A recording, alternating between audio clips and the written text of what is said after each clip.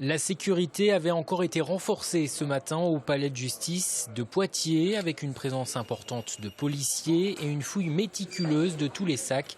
2 jours et demi après la série d'attentats à Paris, le procès Xynthia s'est ouvert dans un climat particulier. De toute catastrophe qui est survenue après Xynthia, on se sent encore plus impacté dans la souffrance des gens. Alors, ce qui est arrivé à Paris, moi j'ai eu beaucoup de mal à regarder les informations parce que je sais ce que ça va entraîner derrière, toutes ces familles qui vont être endeuillées et qui vont souffrir et vraiment je suis de tout cœur avec eux. L'audience s'est ouverte comme prévu à 10 h. Elle n'aura duré qu'une dizaine de minutes. La présidente de la Cour d'appel a annoncé immédiatement la suspension du procès jusqu'à mercredi en raison du deuil national. Une suspension qui n'a pas entamé la détermination de la cinquantaine de parties civiles qui avaient fait le déplacement. Dans les événements qui se passent autour de nous régulièrement à Paris, les gens veulent savoir ce qui s'est passé. On veut savoir partout. Dans un accident d'avion, on veut savoir réellement ce qui s'est passé, comment les gens sont décédés. Et ça fait partie effectivement d'une phase de deuil, mais on ne tournera pas la page de toute façon, quoi qu'il arrive.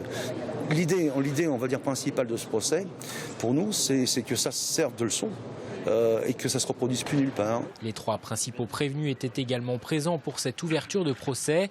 Françoise et Philippe Babin, ainsi que René Maratier, l'ancien maire de La Faute-sur-Mer, arrivé dans la salle d'audience à quelques minutes de l'ouverture du procès. Nous espérons que la Cour saura dire que ce qui s'est passé lors de Xynthia correspond à une chaîne de responsabilité dans laquelle M. Maratier a sûrement sa part, mais une chaîne de responsabilité, qu'il n'y a pas qu'un fautif dans cette histoire et que la peine qui lui a été infligée, qui est une peine éliminatoire, sera évidemment infirmée en appel.